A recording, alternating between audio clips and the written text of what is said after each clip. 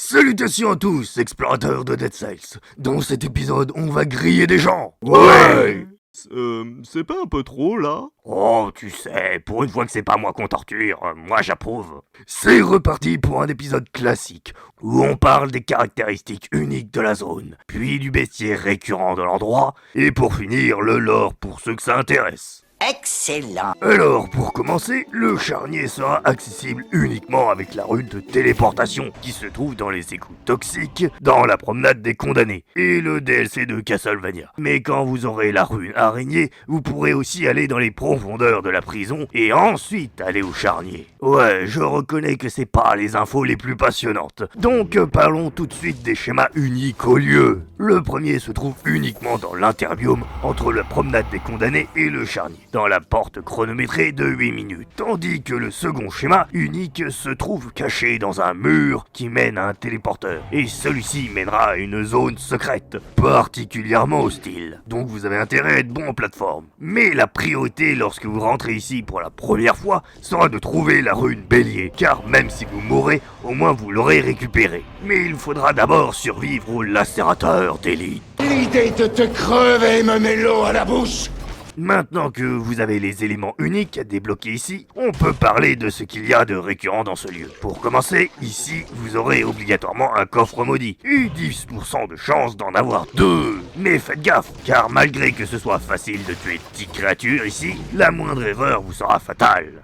Oh, monde de merde. Il y aura beaucoup de ressources à récupérer ici, que ce soit un coffre classique grâce à la rune araignée, un marchand, et éparpillé un peu partout de parchemins universels et de duos. Clairement, ce biome est très généreux en amélioration, sans compter la faille de défi qui peut être cachée dans le sol, si vous aimez esquiver les pièges. Mais parlons de ce qui se rajoute avec les niveaux de difficulté. Et encore une fois, ce biome va vous en donner beaucoup. En difficulté 1, c'est juste le marchand de nourriture pour vous soigner dans les difficultés plus hautes. Mais en niveau de difficulté 2, il vous offre un coffre et un parchemin universel en plus. En difficulté 3, c'est 2 fragments de parchemin, puis en 4, encore plus de fragments. Je souligne ça car personnellement, je trouve que le charnier est plus intéressant que le toit de la prison dans les hautes difficultés, en plus d'être moins horrible que les anciens réseaux d'égouts. Mais c'est purement personnel. Oh, par pitié, on s'en fout de ton avis, sinon il y aurait plus de commentaires dans cette vidéo. Je me sens profondément blessé émotionnellement. Mais cette fois, je vais juste me défouler sur des êtres plus demeurés que toi. Hey! En tout cas, l'endroit débouche obligatoirement sur le Pont Noir, ou le premier boss du DLC de Castlevania si vous l'avez déjà fait. C'est tout ce qu'il y a à dire sur le biome. Donc parlons des créatures récurrentes de l'endroit. Commençons par sa plus terrible et redoutable, les lacérateurs. Ces créatures se téléportent immédiatement face à vous si elles vous remarquent et vous frappent plusieurs fois, peu importe le côté où vous esquivez, et finissent par une onde de choc au sol, sur la fin. Clairement, c'est une horreur à affronter. Et soit vous le mitraillez à distance en courant vite, si besoin, soit vous apprenez à parer ses attaques avec un bouclier. Cet ennemi fut un cauchemar lors des débuts du jeu, tellement il était redoutable, peu importe le niveau de difficulté. Mais bon, passons à la suite avec les épineux. Des ennemis qu'il ne faut absolument pas frapper au corps à corps, dans le dos, donc frappez-les bien en face. Ah, et aussi faites attention quand ils roulent.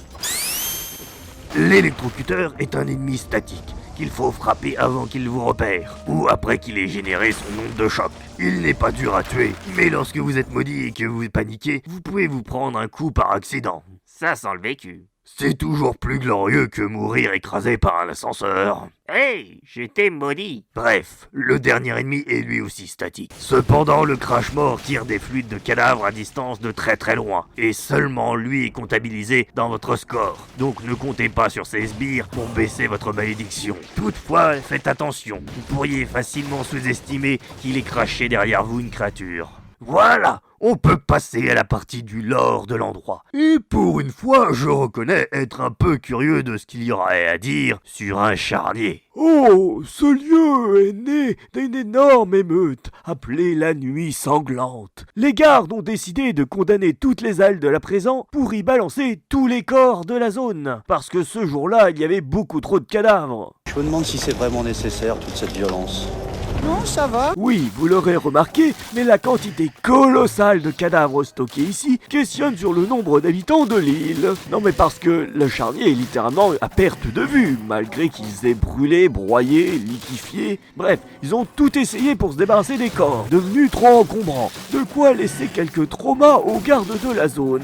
On ne ressort plus jamais tout à fait pareil. Le roi ordonnera d'exécuter les soldats qui n'obéiraient pas aux ordres, rajoutant un peu plus de cadavres et divers objets de torture à l'ambiance déjà macabre. Mais lorsque le mal-être arrivera, les cadavres commenceront à reprendre vie et prendront même les armes, ce qui fait beaucoup de menaces au même endroit. Faut pas s'étonner que la zone fût hors de contrôle. Cependant, les gardes chercheront un remède au mal-être et cela créera encore plus de monstres. Et histoire d'encore plus pourrir l'endroit, les fanatiques de la fin du monde y passeront pour faire des rituels occultes afin d'accroître leur pouvoir maudit, même si je ne sais toujours pas s'ils existaient avant ou après le mal-être. Vous foutez quoi les gars? On torture des mecs pour avoir le pouvoir de maudire des gens. Cool. Ça fait moins de prisonniers à surveiller. Mais on reparlera d'eux dans d'autres endroits. Pour résumer, le charnier, c'est la zone de la prison qu'on a transformée en poubelle à cadavres et zone de torture sans limite. Mais avec le mal-être, la zone est devenue totalement hors de contrôle. Voilà, je pense avoir tout dit. Cool, on avait tout juste fini avec ces tocards. Bref, en tout cas j'espère que désormais les toits de la prison n'auront plus de secrets pour vous, et que vous pourrez exploiter toutes ces opportunités. Allez, on se retrouve la prochaine fois dans Déblocage et Avancement dans Dead Cells.